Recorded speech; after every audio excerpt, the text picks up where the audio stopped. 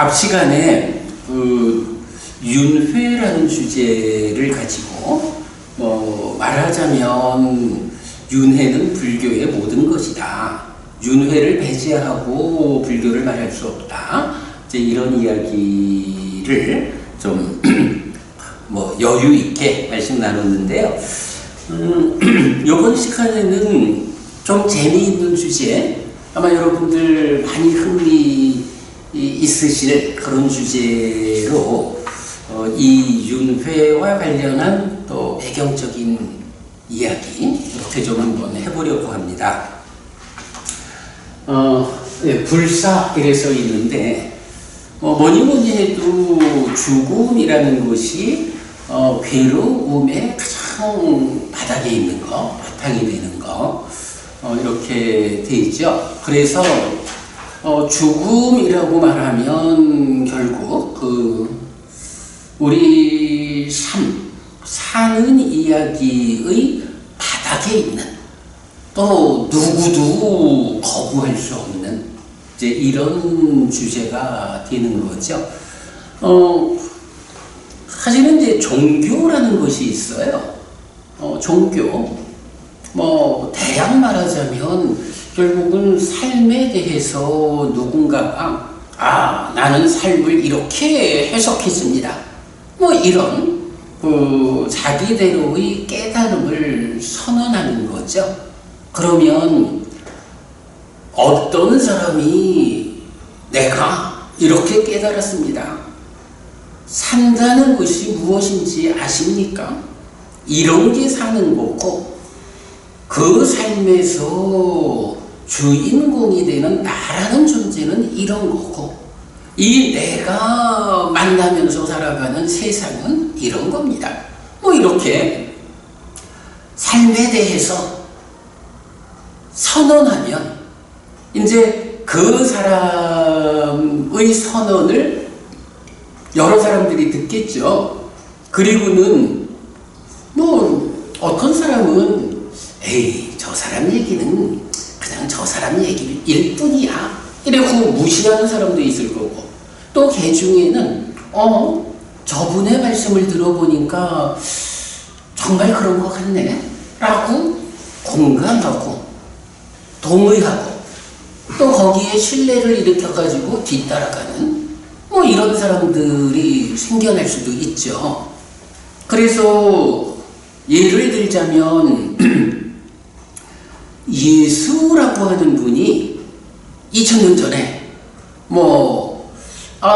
내가 깨달았습니다. 물론 표현은 다 달리 하겠지만 내가 깨달았습니다. 이게 삶이라고 하는 게 이런 겁니다. 나는 이런 존재고 세상은 이런 것입니다. 아마도 그러지 않을까요? 나는 누구인가 하면 창조주 하나님 여호와 야훼 그분이 계셔가지고 그분께서 창조하신 바 창조된 피조물이 바로 납니다. 세상은 무엇입니까? 세상은 역시 창조주 하나님 그분께서 있어라 해가지고 생겨나서 내가 살아가는 토대가 되어 만나는 이런 것이 세상이지요. 그러면 나의 삶이란 건 무엇입니까? 나를 창조한 그분 하나님의 뜻에 맞추어 가지고 내가 세상을 만나는 이야기, 이게 삶입니다. 이렇게 선언을 하겠지요. 아마도 예수님 이야기를 관점을 이렇게 맞춰본다면 그렇게 표현해도 될 거예요. 그럴 때 이제 어떤 사람이 아이고 창조주 하나님이라니 택도 없어? 이러고는 그냥 돌아서 가는 사람도 있을 거고, 또 어떤 사람은 저분의 행동 거지를 보니 참으로 스승다운 사람인데 저분이 저렇게 창조주 하나님에 의한 창조를 말씀하시는 거 보니 타당한 것 같아. 해서 예수님의 그런 선언에 공감을, 동의를, 그리고 신뢰를 일으켜서 뒤따라가는 사람들, 1000년, 2000년 세월이 지나면서 많은 사람들이 그렇게 예수님의 뒤를 따라가니까 그 예수님을 중심으로 하는 종교가 생겨나는 거죠.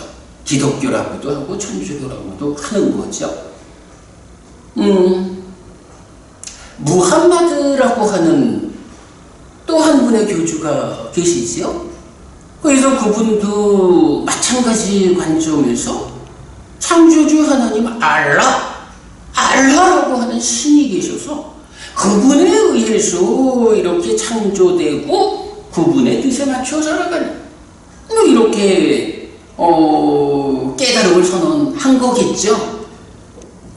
그러니까 역시 그분에 대해서 거부하는 사람들은 돌아서 갔을 거고 공감하고 동의하고 신뢰를 일으키는 사람들이 뒤따라가지고 지금 이슬람이라는 거대한 종교가 형성되어 있는 거지요.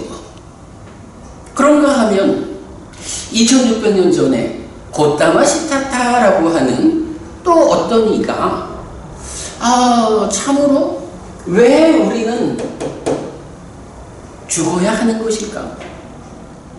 이 죽음이라고 하는 문제에서 벗어날 수는 없는 것일까? 라고 삶의 문제에 대해서 고민했겠죠.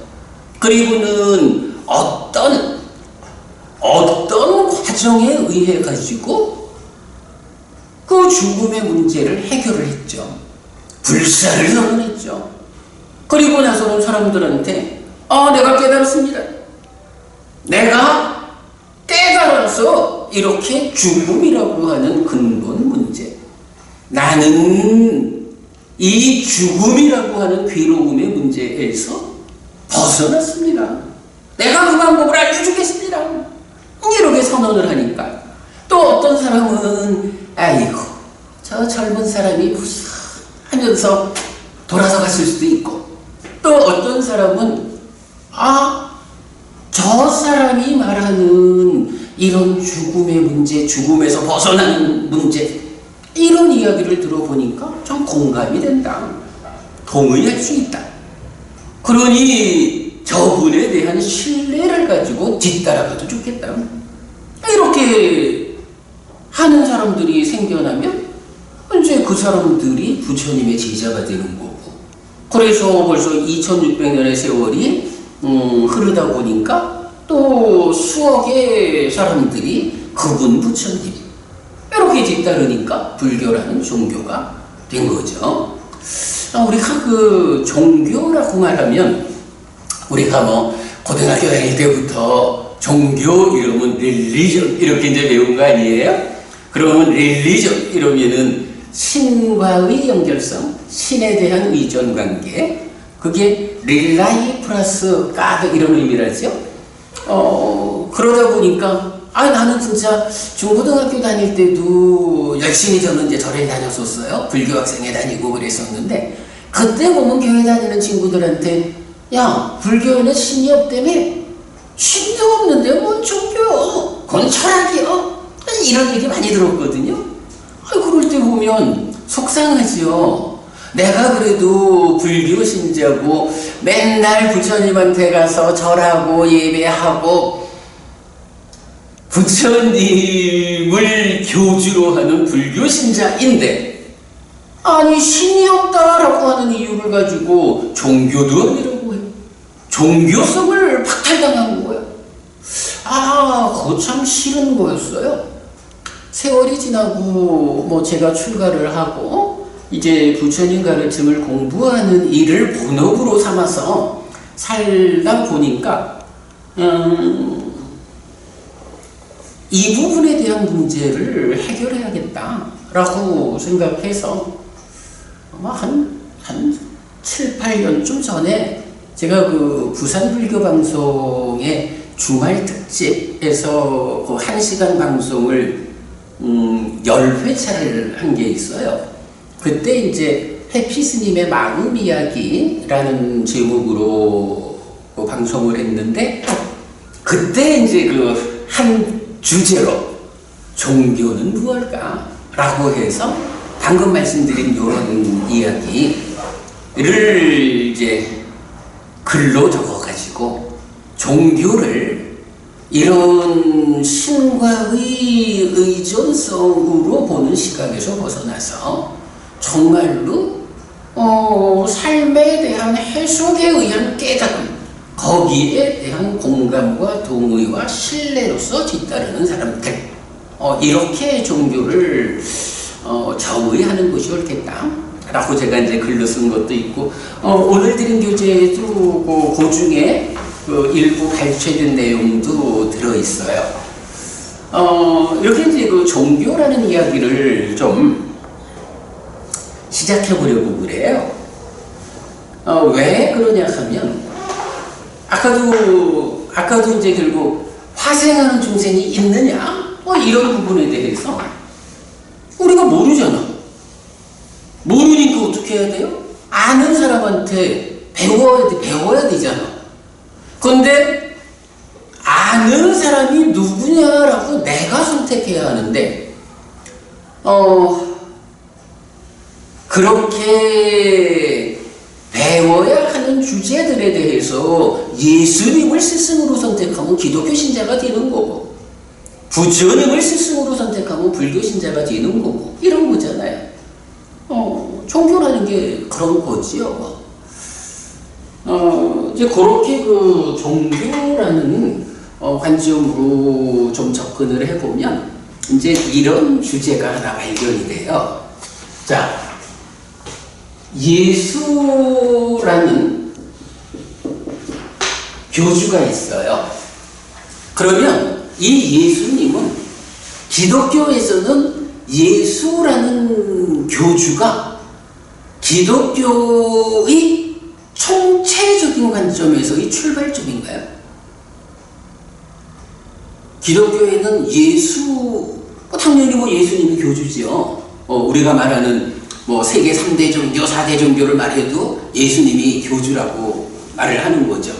그러면 예수로부터 기독교가 출발하나요? 아니죠. 그죠? 말하자면 교주가 있다면 교주 이전의 것이 있는 거야. 교주 이전의 것. 뭐가 있나요? 예수 이러면 방금 보았지만 창조주 하나님, 여호와, 이게 여호와라고도 불리고 야훼라고도 부르고 그런다죠. 기독교에서는 여호와, 천주교에서는 야훼 이래 부른다든가 이건 그래 들었어요. 그런가 하면 무함마드가 교주인 종교가 있어요. 무함마드가 교주인 종교에는 여기도 교주 이전의 것이 있죠. 바로 창조주 하나님 알라. 이렇게 돼 있잖아. 힌두교는 어때요? 힌두교는 교주라는 개념이 좀, 그죠? 거기는 좀 그렇죠? 그래도 일단 하여간 바라물교,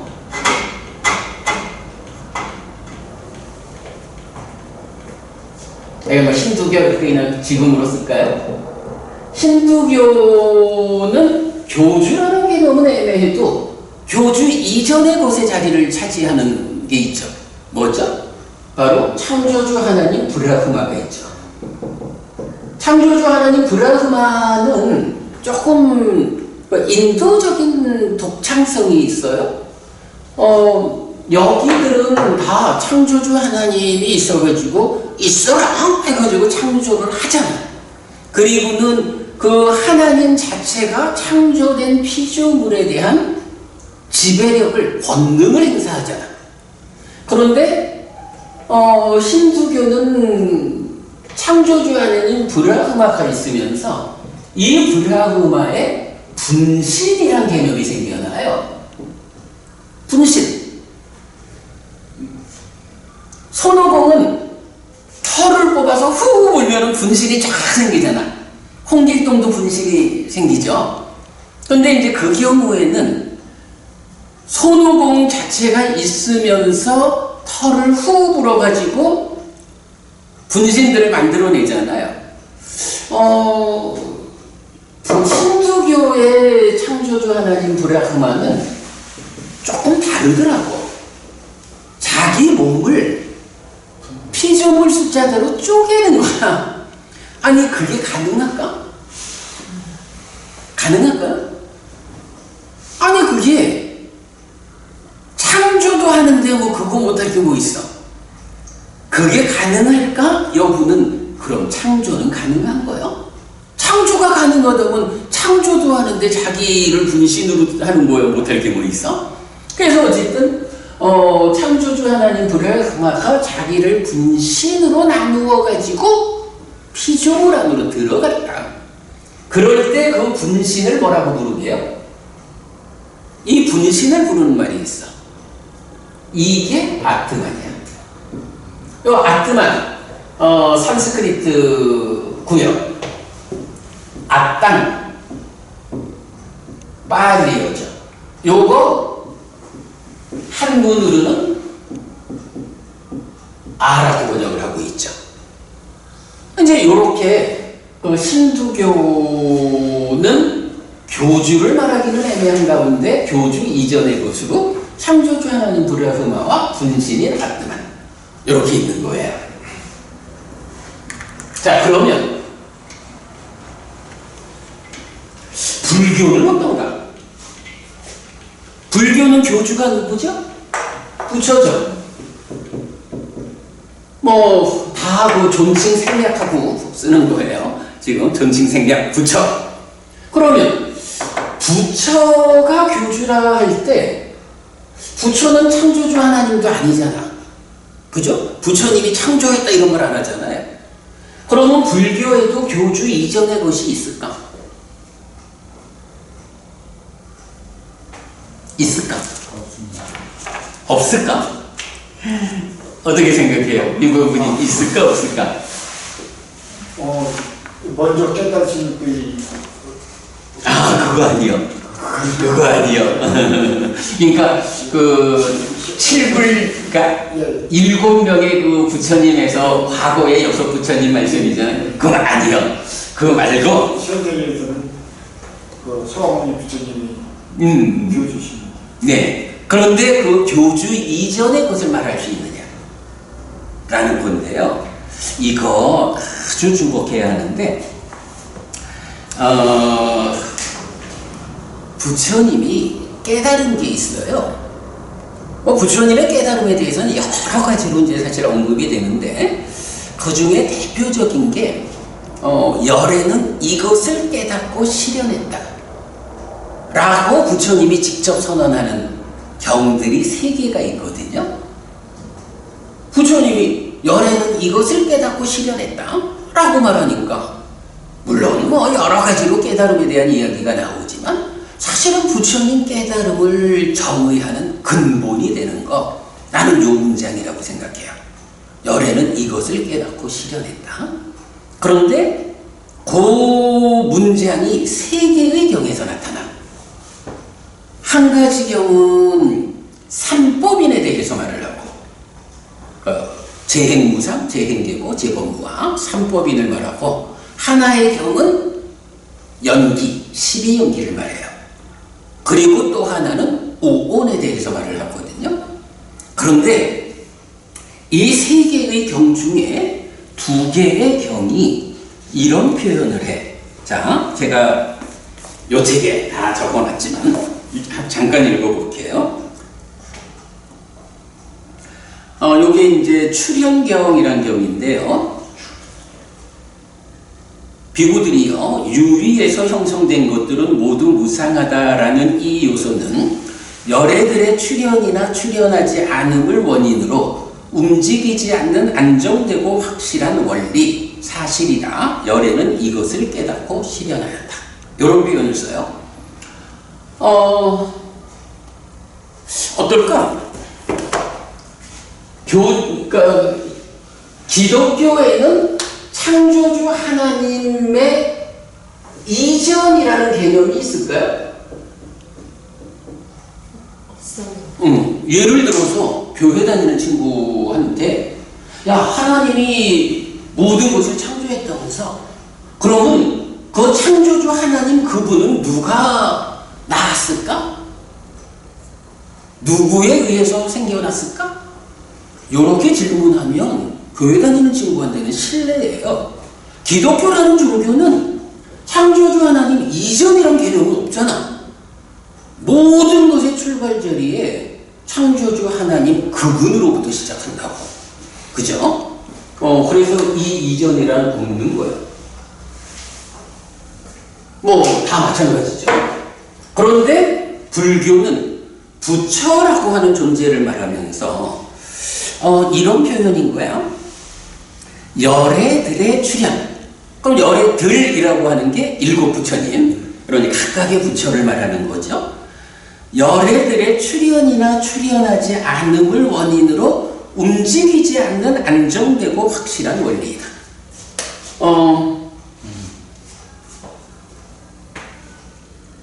세월이 흘러가.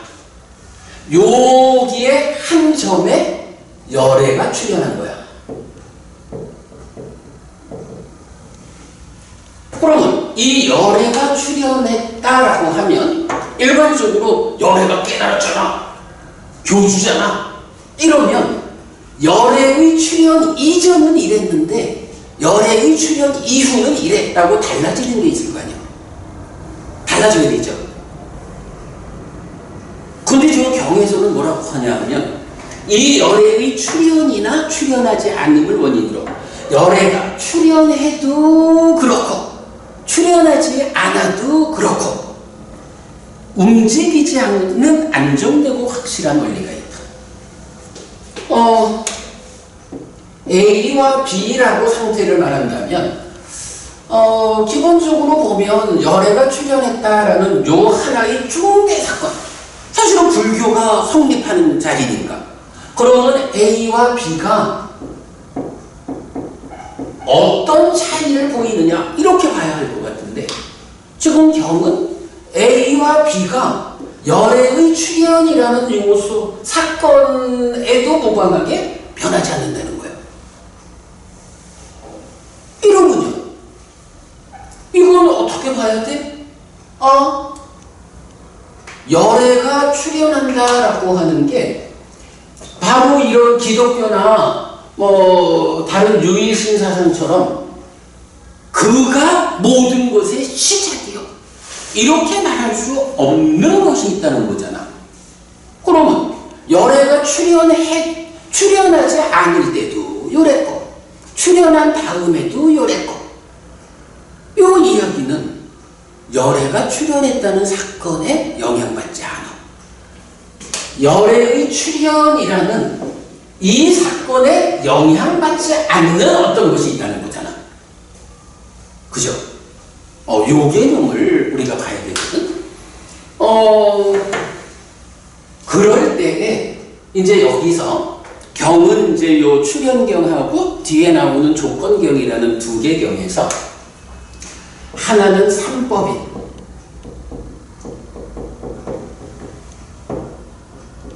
그리고 연기가 이제 12연기예요. 조건경. 요 두 가지를 제시하면서 이 두 가지는 열애의 출현 여부에 관계없이 움직이지 않는, 이렇게 되는데, 뭐 말하자면 부처님이 출현했다라는 것과 상관없이 세상에 존재하고 내 삶에 적용되는 원리가 있다, 이렇게 말하는 거예요. 특히 여기서 연기에 대해서는 여기에서의 조건성, 이런 표현을 써요.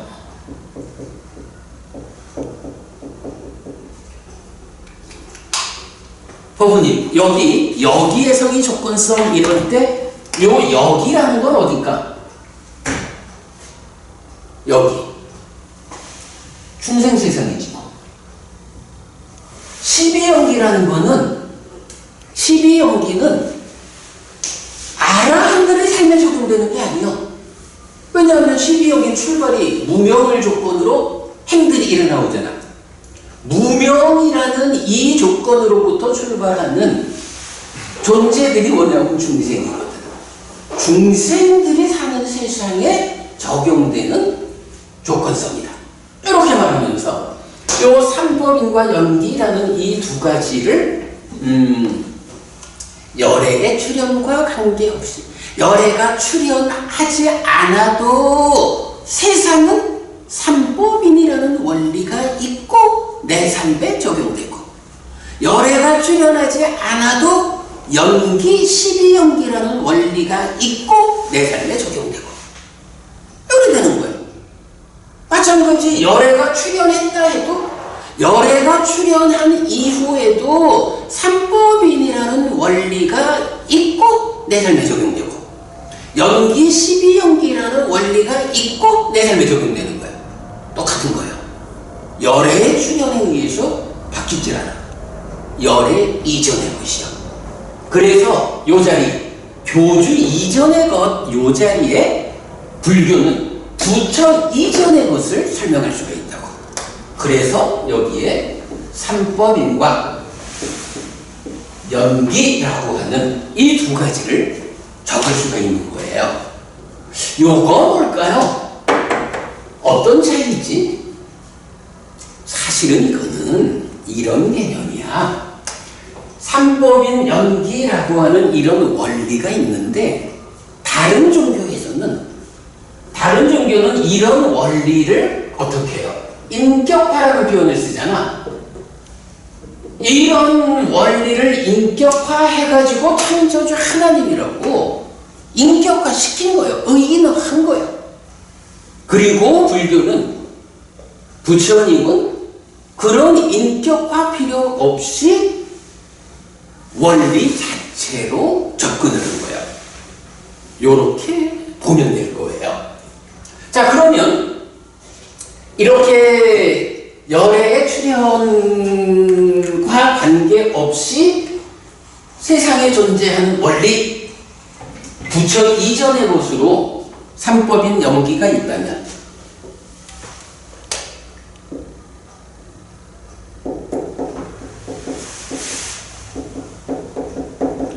그래도 이렇게 변치 않는 두 가지, 그러니까 영향받지 않는 두 가지가 있다라고 해도, 그래도 사실은 열애가 출현했다, 부처가 깨달았다라고 하면 이것 때문에 달라지는 건 있겠죠. 부처가 깨달았다라는 것에 의해서도 삼법인과 연기라는 이 두 가지 원리는 달라지지 않는 거야.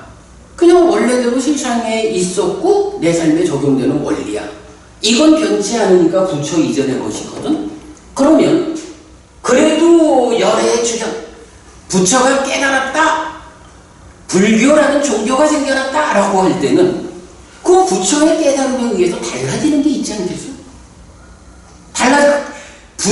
그러니까 원리는 변치 않는다 해도 부처의 출현에 의해 가지고 무언가 달라지는 게 있으니까, 아이고 스승님 이래야 하는 거 아니겠어?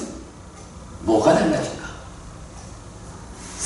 수행 불법은 삼보가 해서 그것도 좋고 그것도 좋고 다 좋은데, 그거를 하나의 개념으로 말할 수가 있어.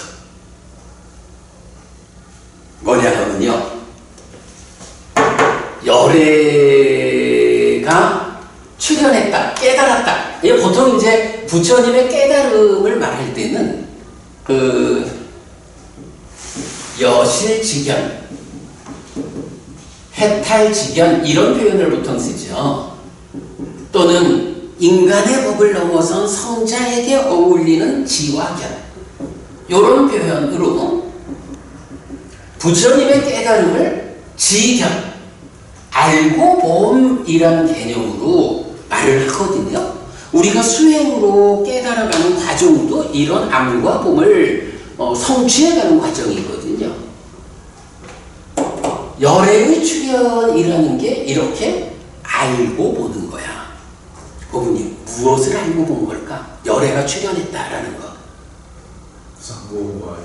그치? 부처 이전의 것, 열애의 출현 여부와 관계없이 존재하고 내 삶에 적용되는 이런 원리를 말하자면 부처 이전에는, 부처의 깨달음 이전에는 아무도 그 원리를 정확히 알지 못한 거야. 그랬는데 열애의 출현 깨달음이라는 것은 이제 그것을 사실 그대로 알고 보게 되고 해탈된 상태로 알고 보게 된 거야.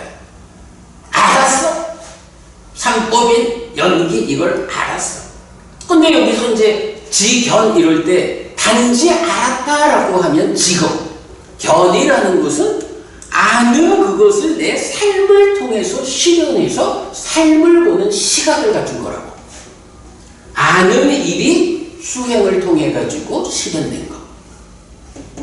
이런 개념이죠. 이렇게 이제 열애의 출현을 통해서 달라진 건 뭐냐 하면, 열애가 출현하기 이전에는 모름의 상태인 거야. 열애가 출현했다라고 하는 요때로부터는 아는 상태가 된 거야. 요 차이는 말할 수가 있겠죠. 자, 그러면 모른다라고 하는 것은, 모른다는 것과 안다는 것은 어떤 차이가 있을까요? 여기서 여러분, 나는 불교를 하나의 문장으로 압축하자라고 하면 이렇게 말을 해요. 사실에 어긋난 삶은 괴로움을 만들고 사실에 들어맞는 삶은 행복을 만든다. 이렇게 표현하거든요. 여실지견, 해탈지견으로 깨달음을 말하는 게 뭐냐 하면, 사실 그대로 알고 보는 상태에 가면 괴로움이 해소되는 거예요. 행복이 만들어지는 거예요. 해탈된 암과 보면 그 완성인 거야. 그러면 이런 여실지견, 해탈지견 이렇게 알고 보기 이전 모르는 상태는 어떠냐? 아니, 세상의 이치가 무상공부와 이렇게 이제 부처 이전의 것으로 알려졌다고, 부처님에 의해서. 그런데 내가 무상고 무하라고 하는 세상에 존재하고 내 삶에 적용되는 이런 원리를 팽개치고, 힌두교에서 말하듯이 상라아정이라고, 모든 것은 항상 된 거고 즐거운 거고 본질 변치 않는 거고 그래서 오염되지 않는 거고, 이런 암과 복을 이런 시각으로 삶을 살려고 하면 어떻게 해요? 무상한 것을 상하라고 하면, 나는 상하라고 요구하는데 세상의 이치는 무상해서 달라진다고. 여기에서 생겨나는 게 뭐예요? 여기서 불만족이 생긴다고. 그 불만족을 이렇게 말한다고. 핵심 개념은 이거예요. 열애의 출현 이전에는 아무도 열애 이전의 것, 부처 이전의 것에 대해서 몰랐는 거야. 그 모른다라는 것은 모르기 때문에 생겨나는 불만족, 괴로움의 상태에서 아무도 알지 못하니까 벗어난 사람이 하나도 없는 거야. 그래서 모두가 다 괴로운 요런 세상인 거예요. 근데 열애가 출현했다라고 하면 이제 어떻게 돼요? 열애가, 부처가 깨달았다라는 사건부터 알고 본 거잖아. 무상한 세상을 무상하다고 사실 그대로 알고 보고, 불만족한 세상을 불만족하다고 사실 그대로 알고 보고, 무아, 본질 아닌 거, 변하는 거, 이런 것을 그대로 사실 그대로 알고 보고, 그러니까 무상한 줄 알고 있는데 무상하게 흘러가면 아는 대로 삶이 흘러가네. 불만족이 없는 거야. 그게 뭔가요? 바로 안다라는 데에서 모를 때 생겨나는 고가 소멸하는 거예요. 경은 고와 고멸, 손바닥의 앞쪽을 고라고 하면 고가 멸한 손가락 뒤, 요거를 락이라고 해요. 고멸은 그대로 락이야.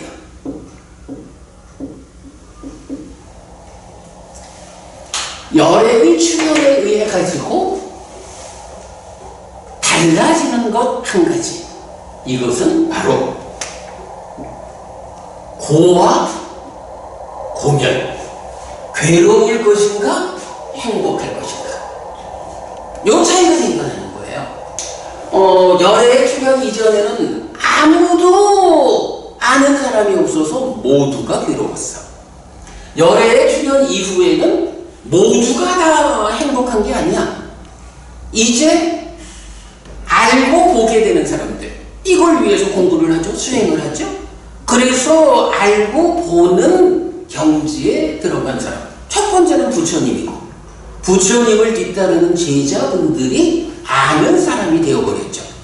그러면 모두가 다 고멸을 실현하는 건 아니지만 이렇게 부처님의 깨달음을 재현하는 사람들, 이런 사람들은 고멸을 실현하는 거예요. 행복을 실현하는 거예요.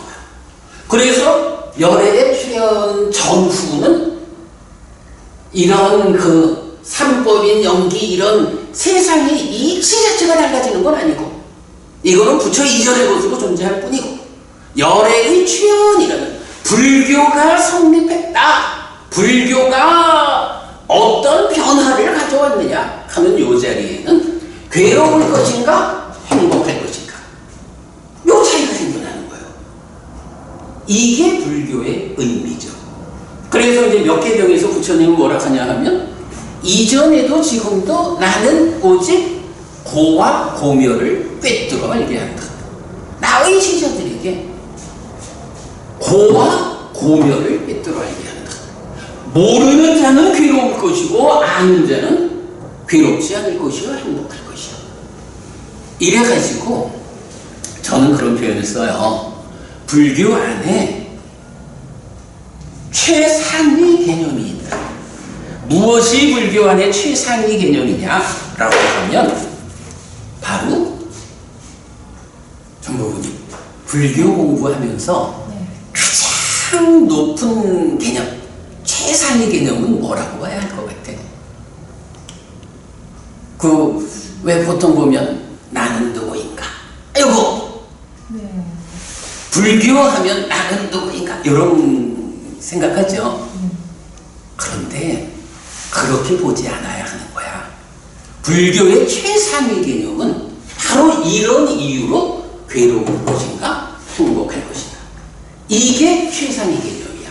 부처의 출현에 의해 가지고 달라지는 게 바로 이거야. 불교의 의미야 이게. 요거 우리가 봐야 하고요. 자, 그러면 이렇게 괴로울 것인가 행복할 것인가 해가지고 불교의 최상위 개념, 이제 존재 의미가 나왔다면, 이거 그냥 아는 거로 끝나서는 안 되잖아. 실제로 괴로운 삶을 행복한 삶으로 바꿔야 되겠죠. 이거 바꾸는 일을 안 하면 아무 소용가 없죠. 그런데 여기서 그러면 괴로운 자, 행복한 자는 누구죠? 자, 고와 고멸, 고와 락이 최상위 개념이다 라고 할 때 그 괴로움을 누가 경험하고 그 행복을 누가 경험해요? 뭐 고민해. 육대 중생이 하는 거죠. 그냥 쉽게 말하면 내가 하는 거죠. 그지? 나를 표현할 때 여러 가지를 하죠.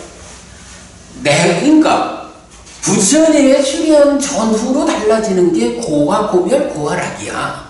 그런데 그 변화의 주체가 누구냐? 라고 하면 내가 괴롭고 내가 행복하거든. 요건 부정할 수 없죠. 방금 제가 불교가 나는 누구인가? 요거로 근본에 두는 게 아니다 라고 말을 했지만, 그렇다고 나는 누구인가 라는 이 주제가 가벼운 주제 결코 아니야. 왜냐하면 괴로울 것인가 행복할 것인가 라는 이 최상위의 개념을 놓고 누가 이 고와 락의 주인공이냐, 누가 괴롭고 누가 행복하냐? 나요. 내가 괴롭고 내가 행복하거든. 그러면 결국 불교가 쓰임새를 어디로 가는 거예요? 이제는 나라는 주체가 생겼으니까 내가 부처님 덕분에 불교 신자, 내가 괴로운 삶을 살아갈 거요? 아니면 부처님 덕분에 행복하게 살아갈 거요? 사실은 불교의 쓰임새는 거기로 가는 거죠. 요렇게 보는 게 사실은 중요해요. 그래서 나는 불교의 최상의 개념은 고와 고멸, 고활락이다. 괴로울 것인가, 행복할 것인가. 그러고 나면 그 바로 다음 단계의 개념이 무엇냐? 나는 누구인가? 이거는 또 빼놓을 수가 없는 거죠. 내가 괴롭고 내가 행복하니까.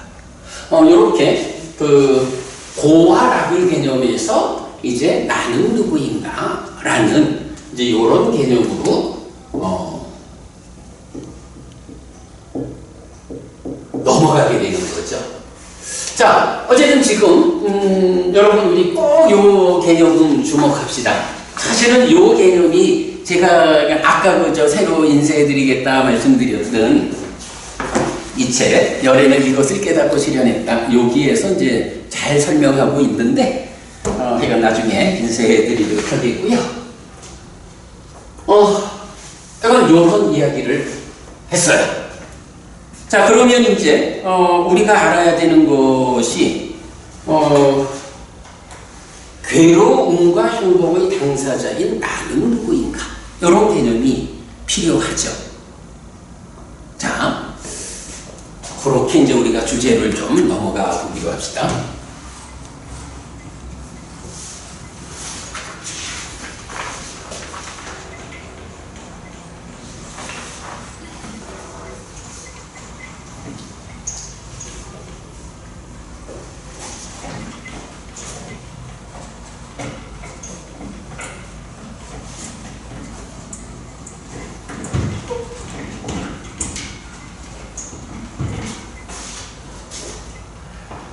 자, 그러면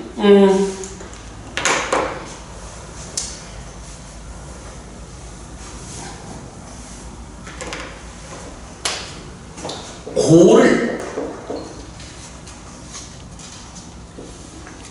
락으로 바꾸자 하는 요 일을 하는데 이 당사자가 누구냐라고 하니까 나 이렇게 됐어요. 근데 이제 여기에서 우리가 한 가지 또 좀 짚어봐야 할 문제가 있죠. 괴로움과 즐거움, 행복 말할 때 그냥 막연하게 괴로움 이래야 할 건 아니죠. 이 괴로움이라는 건 어떤 것이 괴로움일까? 요 부분도 필요하죠. 어떤 것이 괴로움, 삶에서 불만족이기에 그거를 불만족이 아닌 만족의 상태 행복으로 바꿔가는 것일까? 그게 불교일까? 이렇게 말하자면 이 괴로움이 뭔지도 알아야 되겠죠. 자, 그러면 괴로움 어떤 것이 있나요? 죽음 오늘의 주제죠. 사실은요, 우리가 이제 고진멸도 사성제를 말하잖아. 그럴 때 고성제, 괴로움에 대한 성스러운 진리, 성스러운 관찰을 보잖아요.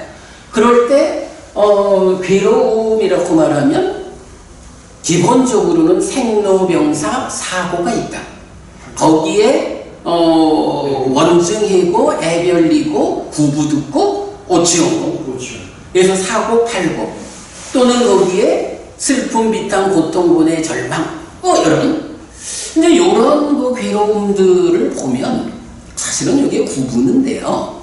생로 병 빼고 생과 노사라고 하는 거는 일단 태어난 자는 누구나 거부할 수 없이 겪어야 하는 게 태어났다, 늙는다, 죽는다, 죽고 또 태어난다 이런 거고, 그 가운데 뭐 병도 뭐 그렇게 봐야겠지만 원증이고 마음에 들지 않는 것과 엮여야 하는 것, 애별이고 마음에 들어 좋은 거 하고 갈라져야 하는 것, 구부듣고 내가 얻고자 하는 것을 얻지 못하는 괴로움.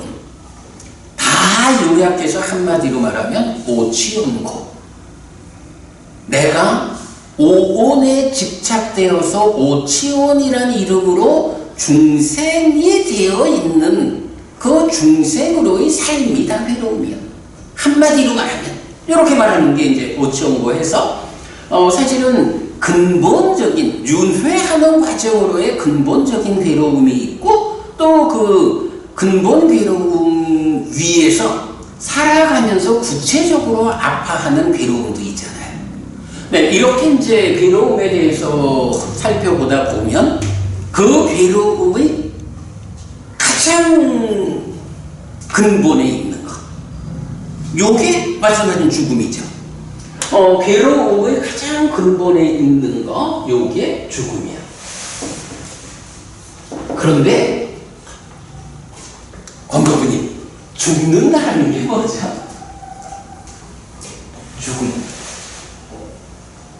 뭐가 죽는 걸까? 한 생에 있어서 이 몸이 움직이지 못하고 하는 거를 일단 죽음이라고. 맞아요. 오늘 제가 드린 교재가 있어요. 이 교재에서 4페이지 한번 볼까요?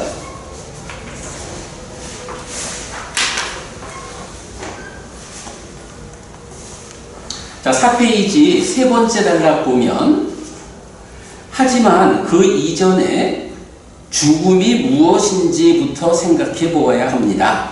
죽는다는 것은 무엇인가요? 사전은 명사, 죽는 일, 생물의 생명이 없어지는 현상을 이른다. 표준국어 대사전이라고 정의합니다. 죽음이라는 게 이런 거예요. 뭐 말씀하신 그대로지 뭐. 그러니까 생명, 그러니까 생물, 살아있는 존재에게서 그 살아있다라고 하는 특성, 그 생명이 없어지는 현상, 요게 죽음이다. 그러면 이렇게 생물에게서 생명이 없어지는 현상, 요거를 어떻게 우리는 설명할 수 있을까요?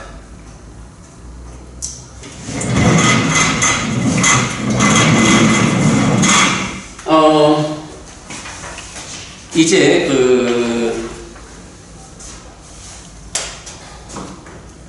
마지막 이과야 43번이 교리문답의 큰경이거든요. 교리문답의 큰경에서 여러 가지 주제의 문답이 이루어지는데 이제 그 중에 하나의 문답이 뭐냐 하면 여기 보면 이제 안일이설신의 색성형 미처법 6네이처, 6에이처가 있잖아요. 그럴 때 6네이처는 식 더하기 근이다 라는 건 우리가 늘 설명하고 있는데 요때에 근이라는 것이 안근, 이근, 비근, 설근, 신근 그리고 의근까지 6근이죠. 이런 6가지 기능이 있는데 그 중에 안근, 이근, 비근, 설근, 신근 요 5가지는 몸에 속한 거죠. 몸에 속한, 몸을 구성하는 것들이 가지는 기능이에요. 그래서 요 5가지는 말하자면 몸이라고. 교리문답의 큰경에서 첫째 그렇게 물어요. 요 5가지 기능은 무엇을 의지하느냐? 라고 할 때 의를 의지한다 라고 해서 뭐 의라고 하는 게 여기 있습니다만 요거는 안일이설신의의 의하고 다른 거야. 요건 뭐 뒤에 우리 마음 공부해서 보기로 하는데 어쨌든 안식 내지 의식과 의근 요런 식이 몸과 함께하는 상태를 의라고 불러요. 그래서 요거는 사실은 안근은 색과 이근은 성과 이렇게 자기가 인식하기 위한 대상이 정해져 있잖아요. 안근이 소리를 듣지는 못하거든요. 안근은 색을 보는 거지. 이럴 때에 이 제각각을 통합해서 인식하는 게 뭐냐라고 할 때 의다 이렇게 말하는 거야. 근데 뭐 그건 이제 그렇다 치고 이어가지고 어떤 말이 나오냐 하면 안근 내지 신근이라는 요 몸에 속한 5가지 기능이 무엇에 의해서 유지되느냐 요런 말을 해요. 부모님 어떠세요? 안근, 이근, 비근, 설근, 신근 몸에 속한 기능이니까 요건 그대로가 이제 몸이야. 요 5가지 기능이 무엇을 조건으로 유지되느냐 이 몸이 어떤 것에 의해서 유지되나요? 음식에 의해서 유지됩니다. 그죠? 음식에 의해서 유지되는데 그거는 이제 좀 다른 교리. 그래서 이제 우리 한 교리 중에 보면 4가지 자량이라는 게 있어. 그래서 뭐 덩어리진 자량 뭐 이런 식으로 해서 이제 그 음식에 의해서 유지된다 요게 있는데 이 경에서는 그와는 좀 다른 관점으로 요 5가지 기능 몸이 유지되는 것을 묻는데 답이 뭐냐 하면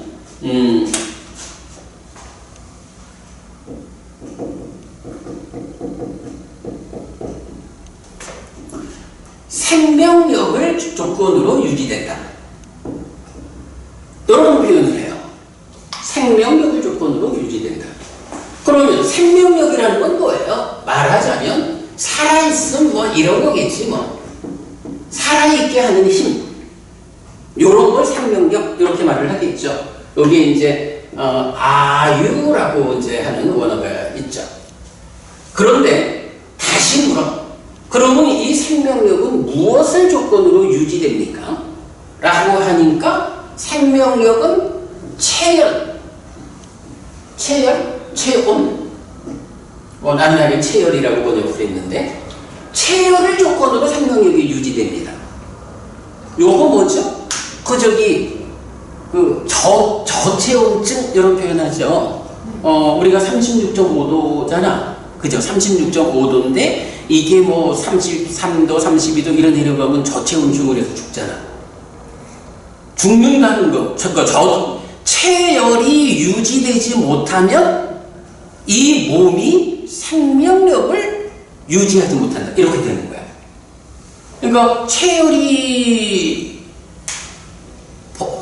없어지면 생명력을 유지하지 못한다. 생명력이 유지되지 못하면 이 5가지 기능이라는 몸이 유지되지 못한다.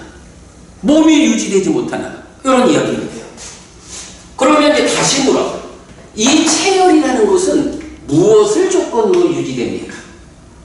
체열. 36.5도. 무엇으로 유지된다? 뭘까요? 그건 음식을 먹음으로 인해 가지고 네, 그 음식 이야기는 좀 전에 하셨는데 이건 다른 교리에서 말한다 이거. 경에서는 그러니까 43번 경에서는 체열은 다시 생명력을 조건으로 유지된다 이렇게 말해요. 이건 뭐냐 하면 생명력과 체열이 서로 조건되는 거야. 그러니까 몸이 36.5도 이 온기를 유지하지 못하면 생명력이 버려지고 생명력이 유지되지 못하면 체온이 유지되지 못하고 이렇게 2개가 서로 조건된다. 그래서 생명력과 체열이라는 이 2가지를 조건으로 5가지 기능, 즉 몸이 유지된다. 이렇게 표현을 해요. 자, 그러면서 이제 이어가지고 또 어떤 질문이 나오냐 하면 어떤 3가지 법이 몸을 떠나면, 그러니까 버려지면, 그러니까 어떤 3가지 법이 버려지면 몸이 길가에 버려진 나무 토막처럼 버려지는가? 이렇게 표현을 해. 우리가 이제 살아있을 때는 이게 내 소중한 몸이잖아. 이 소중한 몸에서 어떤 3가지가 떠나고 나면, 버려지고 나면 이게 더 이상 내 몸이 아니고 길가에 버려진 나무 토막처럼 버려지는가? 달리 말하면 시체가 되어버리는가? 이 얘기지 뭐. 뭐가 하나 더 있을까요? 숨, 호흡. 아니요. 생명력 있고, 체온이 있고 있고, 또 하나.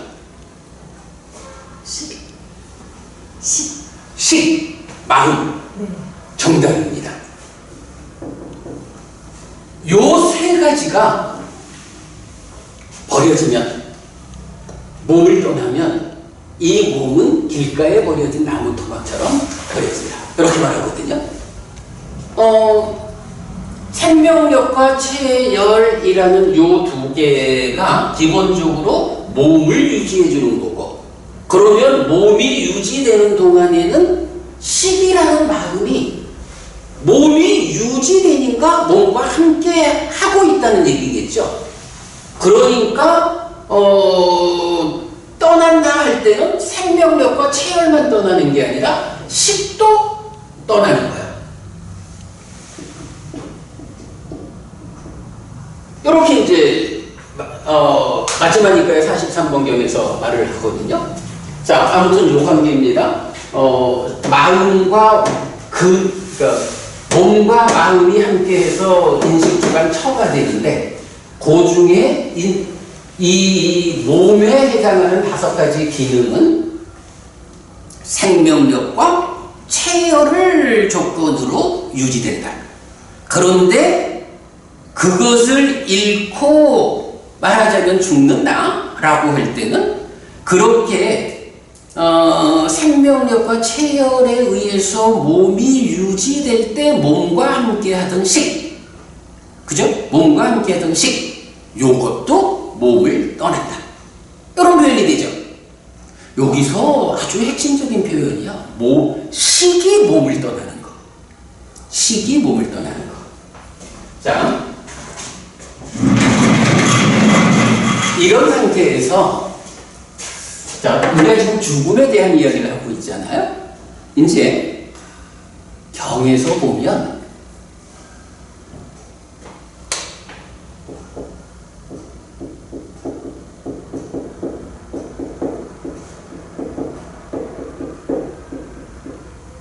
요런 표현이 나타나요. 그러니까 몸이 무너진다. 그러면 몸이 무너진 걸 죽었다고 한다. 요런 개념이야. 몸이 무너져라는 요 표현, 까야사 베다.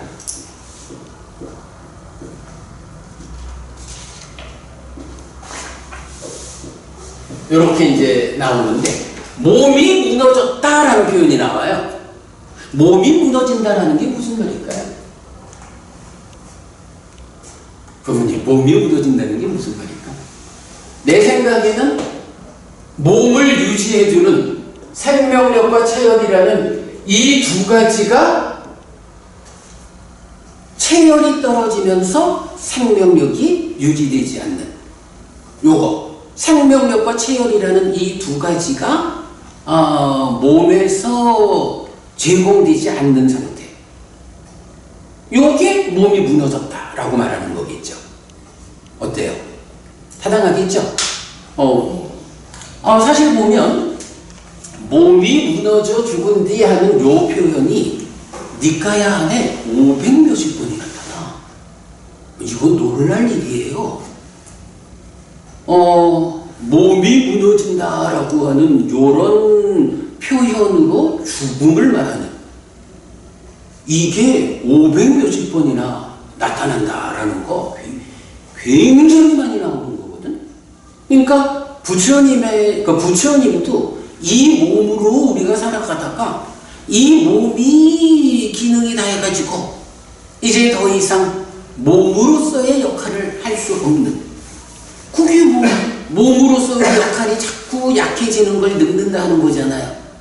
그러다가 완전히 약해져가지고 더 이상 그 기능이 제로 상태가 돼버리는 거, 이걸 죽는다 하는 거잖아요. 그 과정을 뭐라고 불러? 몸이 무너져, 이렇게 부르거든. 몸이 무너져라고 하는 요 표현을 이렇게 교리문답의 큰경에서 답을 찾아올 수 있고, 그러면 이게 몸이 무너지면 어떤 현상이 있다는 거죠? 몸이 무너지면 몸이 유지되는 동안에 함께하던 시기, 이 시기 떠나잖아. 그죠? 그리고 경은 몸이 무너져 죽은 뒤라고 해서 시기 떠난다라는 이 사건을 죽음이라고.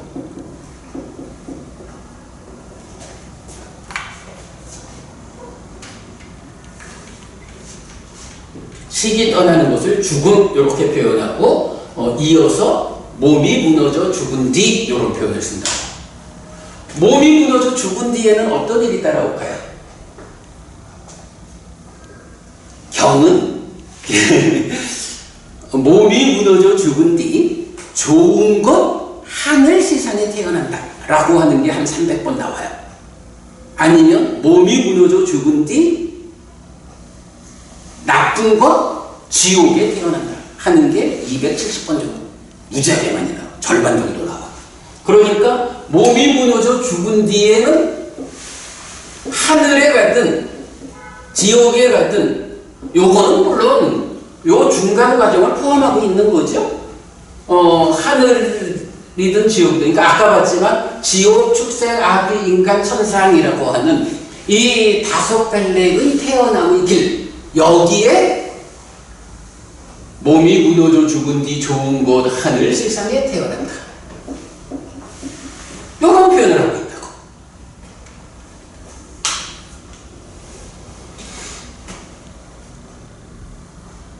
김부모님, 몸이 무너져 죽은 뒤에 하늘에 태어났다 하는 요 문장을 전체를 말하면 요게 뭐가 되죠? 죽고 태어나는 거예요. 이게 윤회죠. 그죠? 이렇게 보면 되겠죠. 몸이 무너져 죽은 뒤 하늘 내지 지옥에 태어난다 하는 게 500 몇십 번의 용례를 보여주고 있어.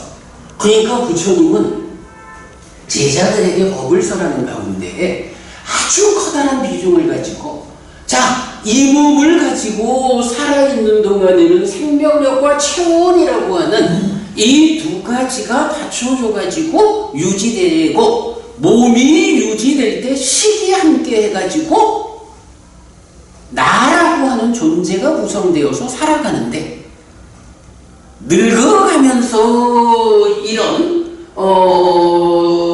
몸을 유지해주는 조건들이 약해지면서, 그러니까 약해져 가다가 나중에 그것이 유지되지 못하는 상태. 그러면 유지되는 동안 몸과 함께하던 식이 떠나게 돼. 생명력과 체열이 유지되지 못하고 식이 떠나게 되는, 그래서 이 몸이 길가에 버려진 나무 토막처럼 되어버리는 요런 사건을 죽음이라고 한다. 요거죠. 죽음이라는 개념을 우리가 이렇게 보면 되고, 이런 죽음을 말하면서 부처님은 몸이 무너져 죽은 뒤 하늘에 태어나느냐 지옥에 태어나느냐, 어떤 삶을 살면 하늘에 태어나고 어떤 삶을 살면 지옥에 태어나고, 이걸 그렇게 수백 번 말을 하는 거예요. 굉장히 중요한 개념인데, 그게 아까 그 쉬는 시간에 김보부님 윤회하는 게 포괄적으로 맞는 것 같다. 근데 윤회라는 말을 부처님 직접 사용하는 건 아니지 않느냐? 이런 비슷한 표현을 하셨죠. 네, 유래라는 말은 많이 하셨어요. 누가 죽으면은 어디로 갔다, 또는 옛날에 누가 그랬기 때문에 지금 이렇다, 이런 얘기는 다 윤회하고 관련된 그 노직이고, 네. 그런 말씀 수도 많이 하셨죠. 그런데 구체적으로 윤회하면은 어떻게 다시 태어나는 거고, 다시 태어난다는 것은 무슨 의미고, 이런 윤회에 대해서 직접적으로 윤회를 설명하시는 거는 경에서 못 봤습니다. 혹시 윤회라는 말을 안 썼다 이렇게도 표현하시는 건가요? 아니죠, 많이 쓰시죠. 윤회라는 표현은 많이 쓰는데, 네. 그래.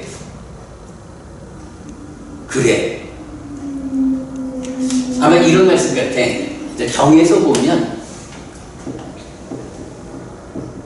무명에 덮이고 가래에 묶여서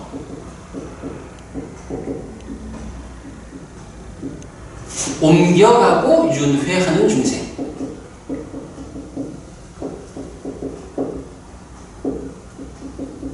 이 표현이 또 무지하게 많이 나오거든요. 아마도 뭐 이렇게 볼 수 있겠지 뭐. 무명과 가래 때문에 죽은 뒤에 하늘로 옮겨가든 지옥으로 옮겨가든 옮겨가고 윤회한다. 이렇게 무명과 가래 때문에 하늘이든 지옥이든 옮겨가는 거, 그거를 윤회라고 한다. 이렇게 이해를 해도 되겠죠. 요 표현, 나는 이제 그 윤회라는 주제로 책을 지금 만들고 있잖아요. 그 중에 가장 비중 있게 사용되는 글이 요 글이에요. 무명에 덮이고 가래에 묶여서 옮겨가고 윤회하는 중생. 아까 시간 제가 시작하면서 그 얘기했잖아요. 무명과 가래를 해소하지 못하고 몸이 무너지면 몸으로 간다.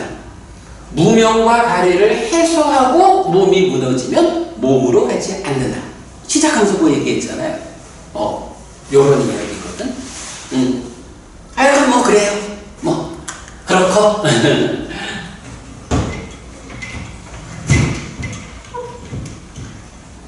자, 그래가지고, 이제 요 과정을 먼저 알아본 이유는 뭐냐 하면, 아까 우리가 이런 괴로울 것인가, 행복할 것인가, 이게 불교의 최상위 개념인데, 그 괴로움과 행복을 경험하는 당사자는 누구냐? 아니, 나라고.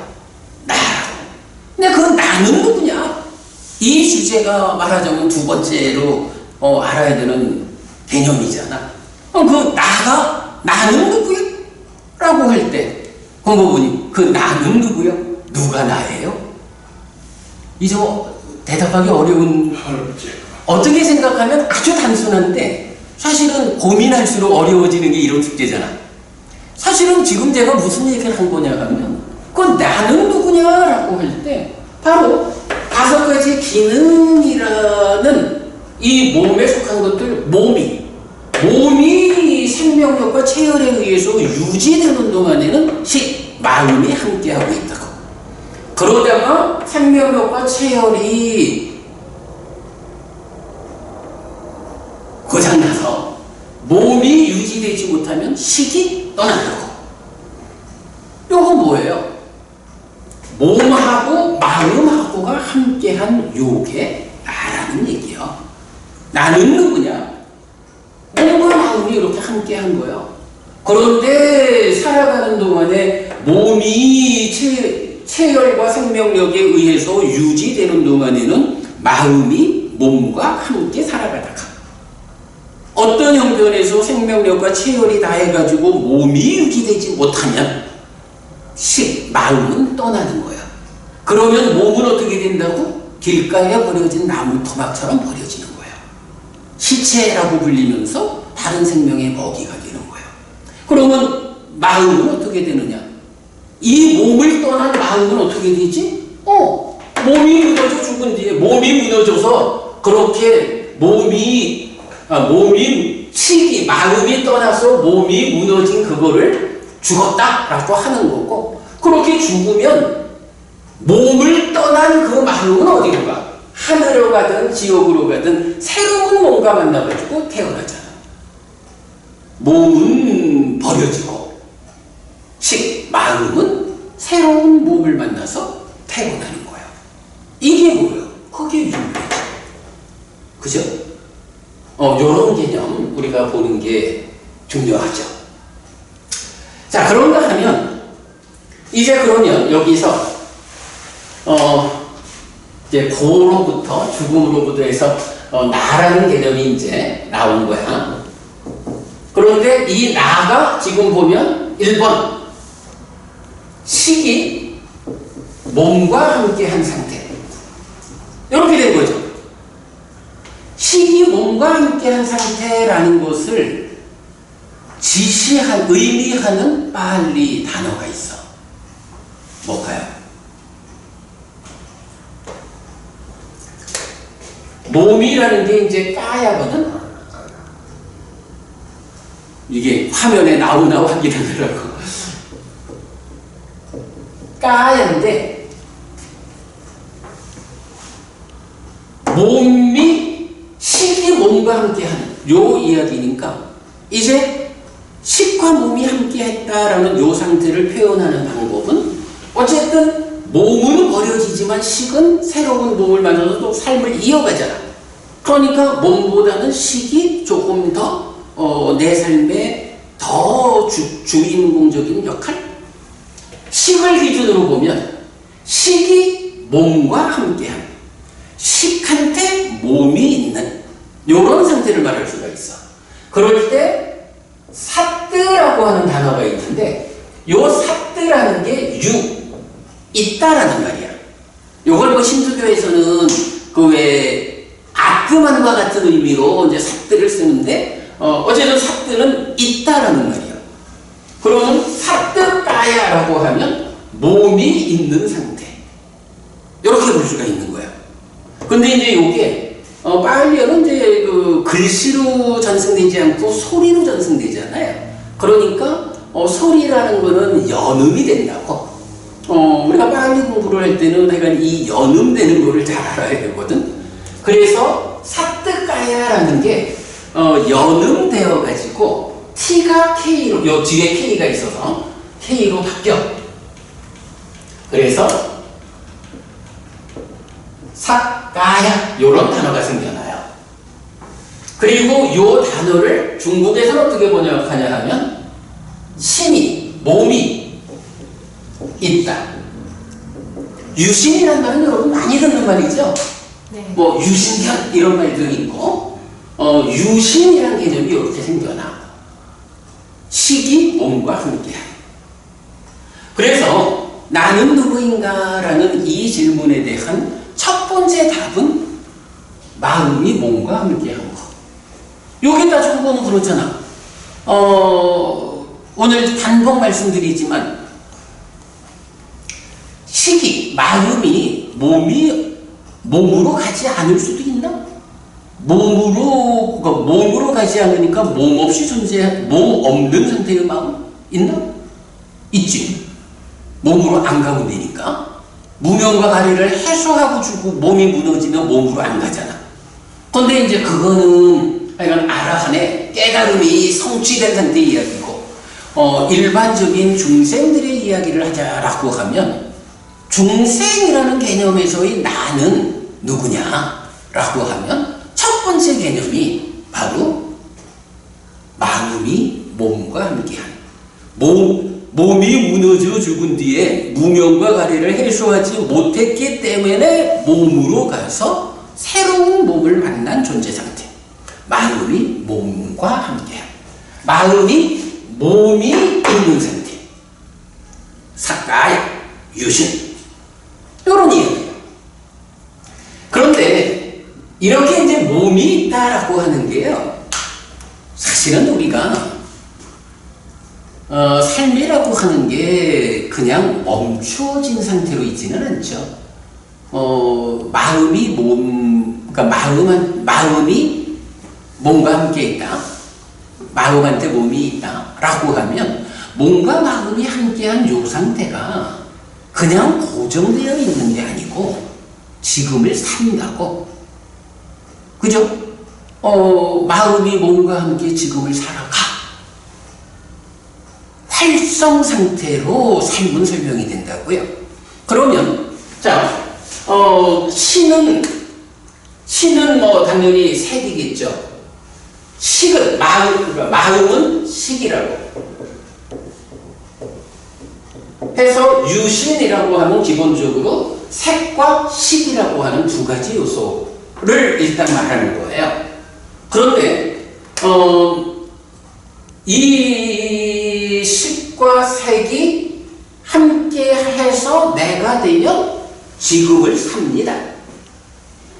지금을 살아가는 겁니다. 어제는 시작하면서도 삶에 대한 깨달음 이렇게 말했듯이 산다는 걸 배제하고 삶을 말할 수는 없지. 그러면 그러니까 색과 식으로 구성된 최초의 나라는 개념이 지금을 산다라는 데서 생겨나는 게 있어. 뭐가 생겨날까? 대략 여기서 뭐가 생겨날 것 같아요? 색과 식 하면 뭐가 떠올라? 수상행. 그러겠죠? 수와 상과 행이. 이 행은 꼭 복수로 써. 수와 상과 행들이 생겨난다고. 색과 식에 의한 삶의 과정을 통해서 수와 상과 행들이 생겨나. 근데 요거는 다 삶의 과정이 그냥 살고 지나는 게 아니라 쌓이는 거예요. 쌓인다라는 것을 온이라는 말로 말하죠. 온, 쌓이다, 무더기, 요거죠. 그래서 색, 수, 상, 행, 식 5가지 무더기가 생겨나는 거예요. 그걸 뭐라고 불러요? 오온 이렇게 부른다고. 이렇게 보면 재밌어요, 그죠? 오온이라는 거 이렇게 우리가 이해할 수 있고, 사실은 이게 색은 뭐고 수, 상, 행, 식은 무엇냐? 어떤 것들이 쌓여 있는 게 색, 수, 상, 행, 식이고 그 색, 수, 상, 행, 식 각각은 어떤 성질을 가진 것이냐 하는 것도 우리 이 책의 제4장 분석 용어 정의에 가면 부처님이 정의해주는 색수상행식에 대한 정의가 다 나와 있어. 그래서 이제 오온이라고 하는 것이 생겨나. 그러면 이 오온이라는 것은 의미를 말하자 치면 색과 식에 의해서 삶의 과정을 통해 생겨나는 것들이 쌓여 있는 것. 요래 되니까 사실은 이 오온이라는 건 말하면 지난 삶의 과정의 누적이야. 지난 삶의 과정이 쌓여 있는 거야, 오온은 그대로. 그래서 말하자면 오온은 문제가 아닌데, 그런데 여기에 문제가 하나 있어. 오온과 관련해서 문제 상황은 어떤 게 있을까? 여기에 문제는 이 지난 삶의 과정이 단지 쌓여 있는 것인데, 여기에 이 오온이 시작하면서 나라는 개념이 있으니까 그렇겠지만 이 오온을 붙잡아. 어떻게 붙잡느냐 하면 이것은 나의 것이다, 이것은 나다, 이것은 나의 자아다. 요거 경에서 굉장히 많이 나오죠? 요렇게 붙잡아 가지고 붙잡는다는 게 이제 집착이라고 해서 취가 되는 거야. 붙잡으면 지난 삶의 과정이 누적되어 있는 것을 붙잡아 가지고 스스로 내가 되는 거예요. 요 개념을 자기화라는 표현을 써요. 만화라는 말이지. 그래가지고 오치온, 색과 식에 의한 유신이 삶의 과정에서 생겨난 것인 수상행을 더해서 색, 수상행식, 오온이라는 5가지 무더기가 되는데, 이런 지난 삶의 과정이 누적되어 있는 무더기가 스스로 자기화해서 이것은 나의 것이다, 이것은 나다, 이것은 나의 자아다 라고 붙잡으면, 그렇게 붙잡은 상태인 오치온, 요게 나는 누구인가에서의 2번째 대답이에요. 그래서 이제 경은 아예 유신이 무엇냐라고 하면, 우리는 지금 이렇게 식이 몸이 있는 상태 이렇게까지 이제 근본적으로 이해를 우리는 공부해가죠. 하지만 경에서는 유신은 오치온이다, 이렇게 그 연결 상태를 말해주고 있어요. 자, 그런가 하면 이런 지난 삶의 과정이 자기화돼서 오치온, 색수상행식을 붙잡은 이런 내가 됐잖아. 근데 요건 또 어때? 요렇게 붙잡은 것도 그대로 지난 삶의 과정이 누적된 요거를 나라고 붙잡은 요것도 멈추어 있을까? 아니죠. 요것도 또 그 오치온인 내가 지금을 산다고, 활성화라는 개념이 나온다고. 그 활성화라는 개념에서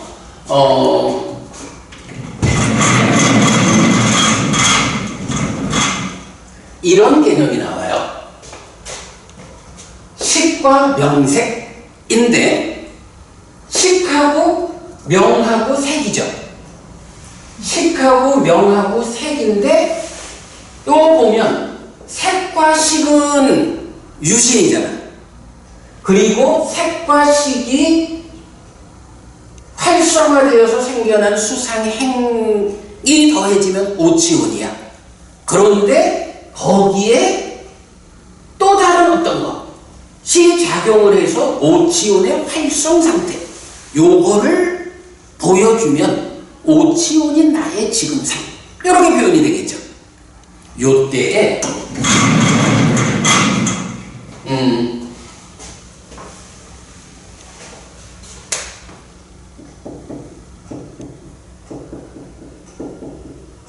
식과 명색에서 요 명이라는 것을 우리가 이 책의 그 분석 용어정의에 가면 12연기의 12지분에 대한 부처님의 정의가 나오거든요.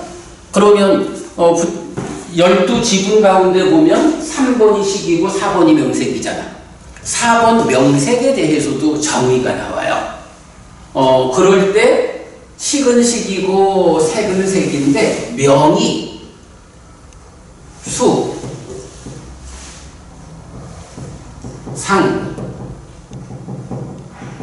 사, 초, 작의, 이렇게 5가지로 나오거든요. 그리고 한 가지 주목해야 되는 거는 수상사 이랬는데 요 사라고 하는 것이 또 경에서 요 사가 정의되는 방법이 있어요.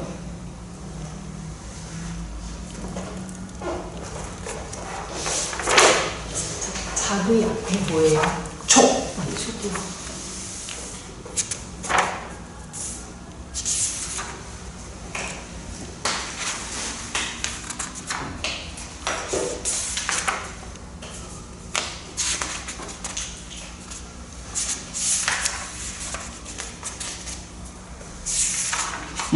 이제 그 집착의 양상경이라는 경에서 보면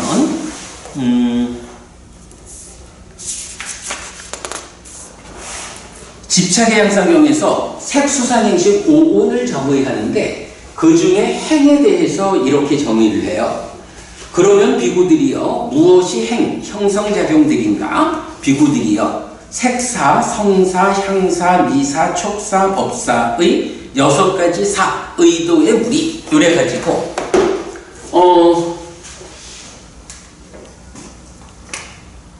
수는 수고, 상은 상이요. 그런데 요 사가 지금 여기 이제 색성향 미처법에 대한 거니까 색사 내지 법사 해서 6가지 사, 의도가 행이다. 요렇게 행을 정의해 주는 거예요. 그럼 여기 수상사라고 할 때 사라는 게 뭐야? 아, 사는 행이요. 행을 말하는 거. 이걸 알 수가 있죠. 경전의 정의사항이에요. 그러니까 명은 수상사인데 사는 행이다. 이렇게 보면 여기만큼을 보면 어때요? 식과 명색이라고 할 때 색이 있고 수가 있고 상이 있고 행이 있고 식이 있죠. 요게 그대로 뭐가 돼? 오온이 되죠. 그리고 나면 촉과 작의라는 2가지가 따로 있다고. 근데 요건 뭐냐 하면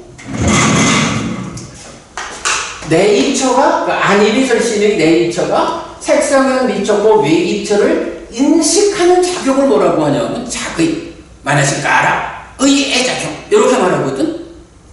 그리고 네이처가 외이처를 인식하는 작용에서 식이 생겨나면 네이처, 외이처, 식 3가지가 동시다 만난다라고 하는 현상을 촉이라고 한다고. 그러면 촉에서 수가 생긴다 이래 되거든. 자의와 촉이라고 하는 거는 어때요? 아, 내 입처가 외 입처를 인식해가지고 식을 만드는, 말하자면 지금 이 순간의 삶이 진행되는 거예요. 해피스님이라는 내 입처가 전보부님이라는 외 입처를 인식해서 전보부님이요. 이렇게 아는 거죠. 그런 자의는 뭐야? 내 입처, 외 입처로 있는, 그냥 있는 게 아니라 지금을 사는 활성화된 상태죠. 내가 너를 아는 것. 요렇게 자의라는 것이, 아까 그 색과 식, 유신이 활성화, 지금을 사는 활성화돼서 수상행을 만들어서 오온이 되듯이, 오온이 또한 자의를 통해서 인식해서 식을 만들고, 그러면 다시 촉해가지고 셋이 만나서 술을 만드는 촉과 자의. 이 촉과 자의 두 개는 뭐냐 하면 지금이라고 하는 활성된 삶을 지시하는 활성 요소다. 이렇게 봐야 되죠. 그래가지고 식과 명색이라고 하는 거는 기본적으로 오온 더하기 두 가지 활성 요소. 이렇게 되는 거예요.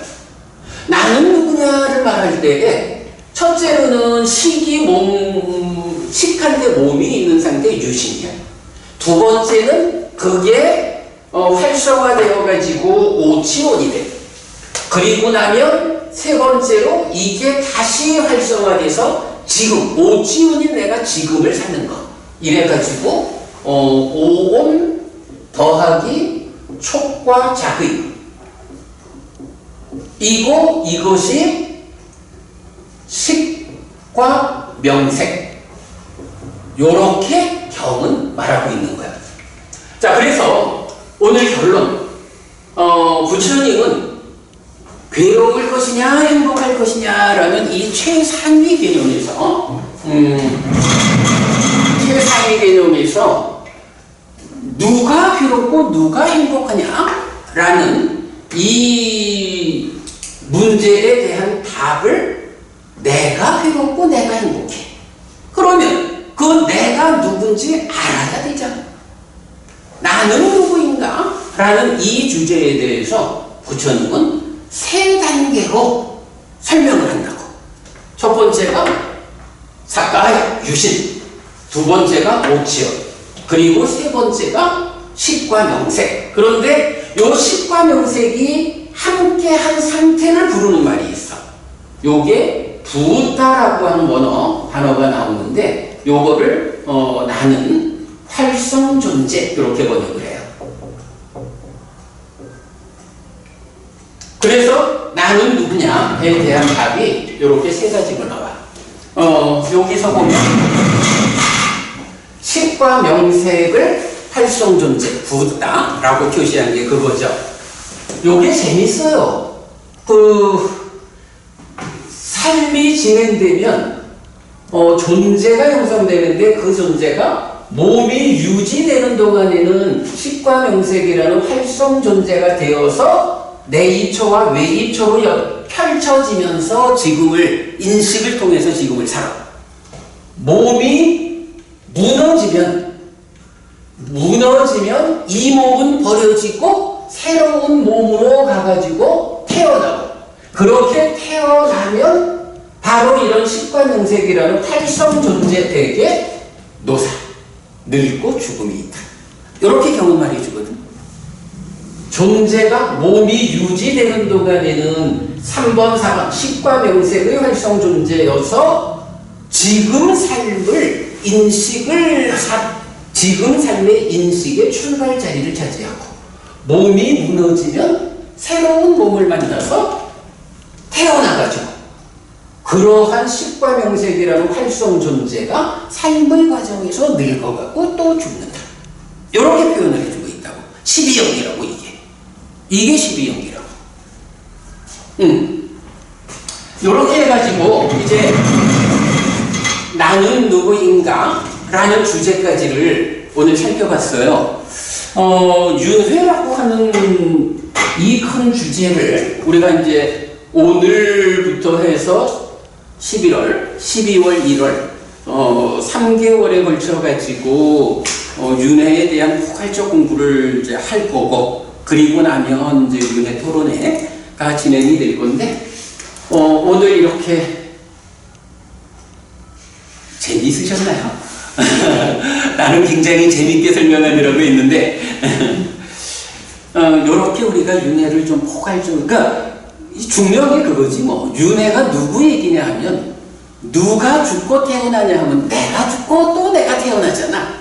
그러니까 결국 이렇게 나는 누구냐라는 데까지를 답을 찾는, 윤회하는 주인공에 대한 설명까지를 이제 오늘 할 거야. 물론 이제 그 이전에 그 아까 말씀드린 그 열애는 이것을 깨닫고 실현했다 해서 부처 이전의 것으로, 열애의 출현 여부와 관계없이 존재하는 것으로의 삼법인 연기, 이런 원리가 있고, 그런 열애 이전의 것, 부처 이전의 것 위에서 부처가 출현했다라는 이것에 의해서 어떤 차이가 있느냐? 그러니까 모르는 상태에서 아는 상태가 되어서 모두가 다 괴로움을 만들던 삶에서 아는 사람들은 행복을 만드는 이런 변화가 생겨났다. 고와 고멸, 고와락이 불교의 최상의 개념이다. 그거 누가 괴로워하고 누가 행복해 하느냐? 내가 괴롭고 내가 행복하다 해서 나까지를 본 거야. 이렇게 이제 나를 보면, 공부부님, 우리가 이제 보통, 저도 출가 전에 참 많이 했어요.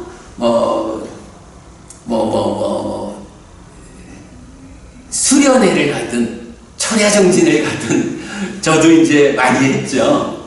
가면 이제 주로 앉아서든 절을 하면서든 나는 누구인가? 나는 누구인가? 이걸 주제로 어쨌든 이제 하룻밤을 보내잖아요. 나는 누구인가가 그 정도로 찾아질 것 같으면 진짜 삶이 어려울 게 없을 거야. 아마 저 히말라야 이런 데 가면 요즘도 평생 바쳐가지고 그 내가 누군지 찾아보는 수행자들이 많다는 거 아니에요?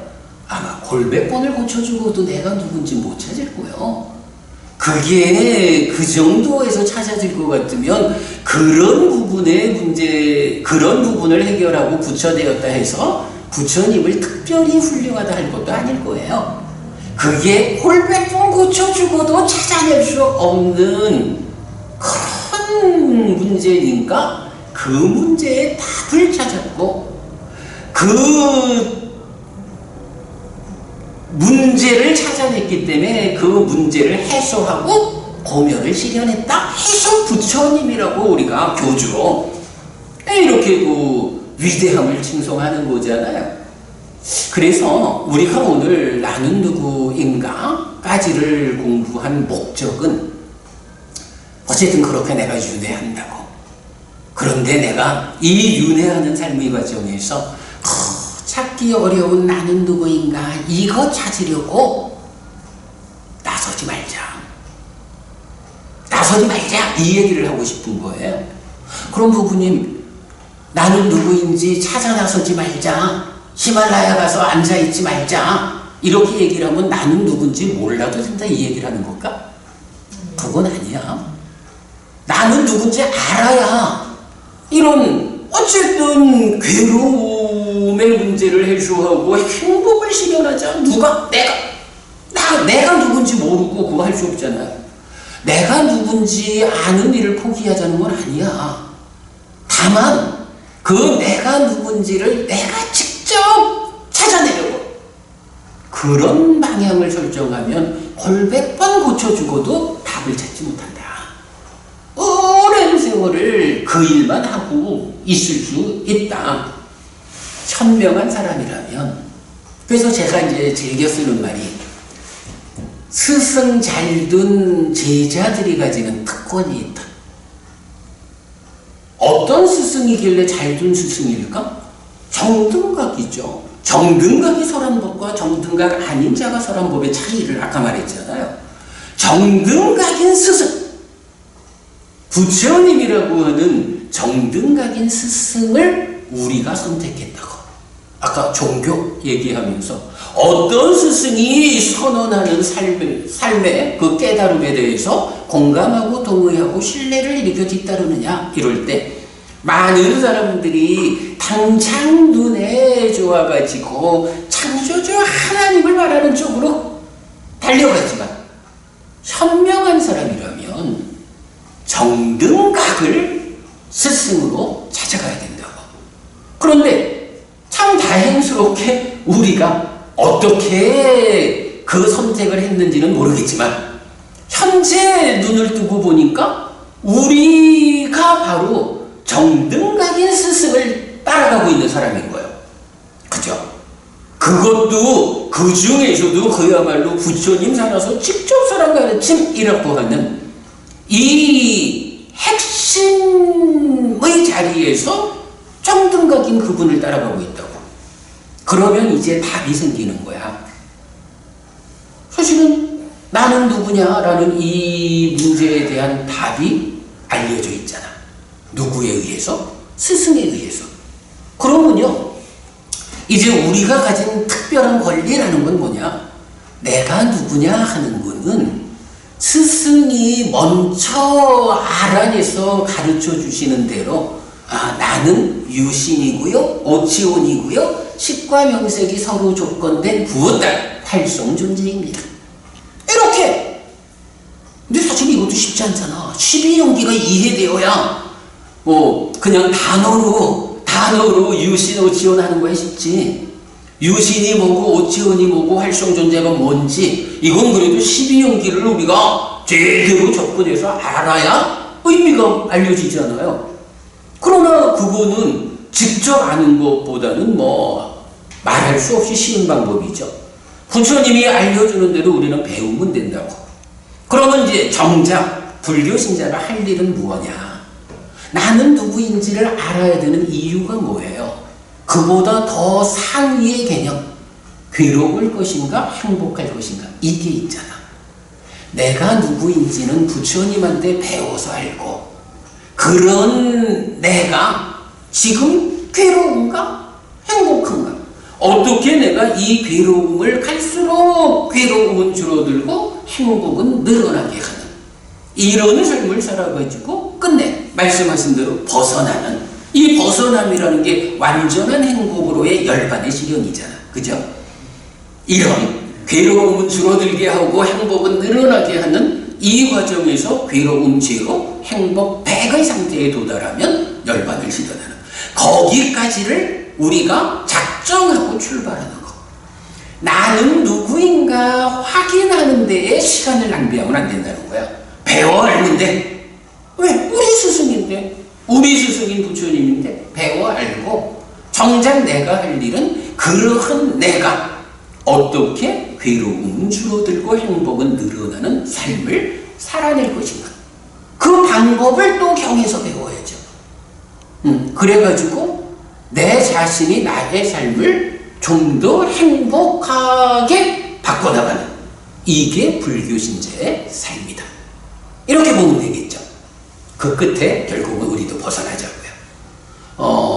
윤회라고 하는 이 주제가 그래서 불교의 모든 것이다. 윤회를 배제하고 불교를 말할 수 없다. 왜? 우리 삶이 그런 거기 때문에 그렇다. 네, 이런 말 추가하면서 오늘 공부는 이렇게 마무리하죠. 어떻게 여러분 도움되셨기 바랍니다. 고맙습니다. 수고하셨습니다. 그래도 시간을 좀 여유 있게 마쳤네요. 진짜 이제 제 강의는 마쳤는데 여러분들 질문 하실 말씀. 다른 그 시라고는 이렇게 좋아하는데, 네. 영혼이라고 하는 말을 했을 때, 네. 다른 사람들한테 영혼들은 없는 거야 하면서 그때, 예. 그때 그 영혼을 어떻게 식하고는 어떻게 그러니까 이제 보통은 그 영혼이란 말을 어떤 개념으로 쓰냐 하면 힌두교가 말하는 아트만의 개념. 그러니까 영혼이라고 말할 때는 이게 오늘은 우리가 그 얘기를 안 했지만 이 식이 삶의 과정을, 그 식온이니까 삶의 과정을 누적하며 변화하는 거, 요걸 연기된 식 이렇게 부르거든요. 근데 이제 영혼이란 말은 영혼이 어떤 단어를 번역했는가를 모르니까 뭐 좀 그렇지만 일반적인 의미로 보면 힌두교가 말하는 아트만을 영혼이라고 번역한 걸로 봐야 하거든요. 그러면 그런 건 없는 거죠. 진짜게. 그러니까 그런 영혼은 없는 거죠. 그러나 그 영혼이 없다라는 것 때문에 뭐 윤회하는 게 없다거나 뭐 이래 말하는 거는 그거는 이제 힌두교가 말하는 그 영혼이라는 것하고 부처님이 알려주는 식이라는 마음하고를 구분 못하는 그런 사람들한테는요 공부 좀 해 그러셔요.